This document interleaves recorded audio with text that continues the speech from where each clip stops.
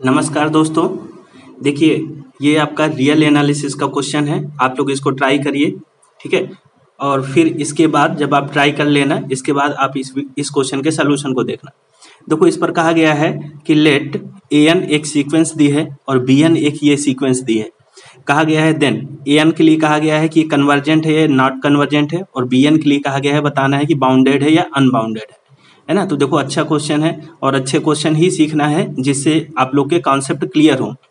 तो देखो, हम लोग कैसे बताएंगे, पहले an सीक्वेंस के लिए देख लेते हैं। तो ये कन्वर्जेंट है या नहीं कन्वर्जेंट है, तो हम लोग कैसे बताएंगे। तो यहाँ पर आप क्या करोगे, यहाँ पर देखो इसको, यहाँ पर हम लोग लिमिट लगाएंगे n टेंडिंग टू इन्फिनिटी।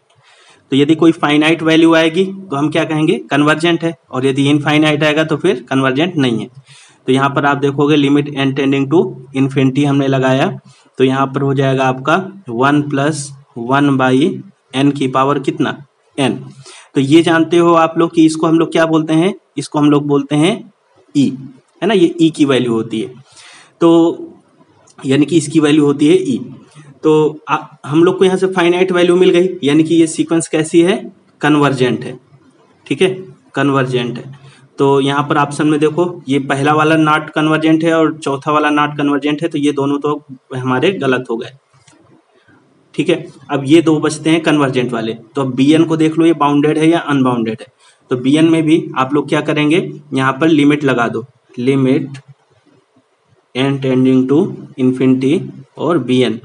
तो bn में देखो, जब इन्फिनिटी लगाओगे तो क्या होगा, limit n tending to infinity n है, और फिर क्या है, cos, फिर यहाँ पर है n फैक्टोरियल पाई अपॉन 2 की पावर 10। तो अब देखो, यहाँ पर ये समझ लो कि ये जो अंदर यहाँ पर लिखा है n फैक्टोरियल पाई अपॉन 2 की पावर 10, इसको देख करके घबराओ नहीं, है ना। इसको मान लेते हैं ये क्या है, पूरा हमारा थीटा है, इसको मान लो थीटा है, तो cos थीटा बन गया। तो आप लोग जानते हो कि cos थीटा हमारा बाउंडेड होता है ना। cos थीटा क्या होता है, बाउंडेड, यानी कि इसकी वैल्यू 1 से -1 के बीच में लाई करती है।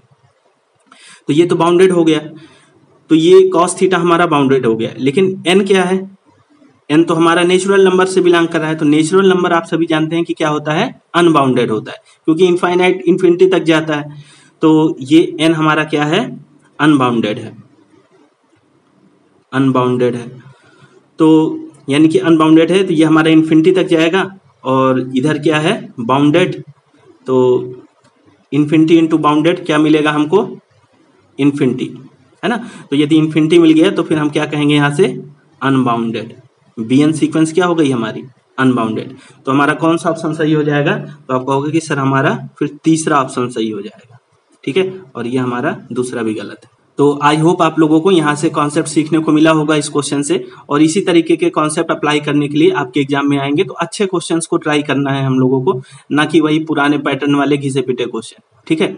यदि आप लोगों को ये वीडियो पसंद आया हो तो इस वीडियो को लाइक जरूर करिएगा। Thank you.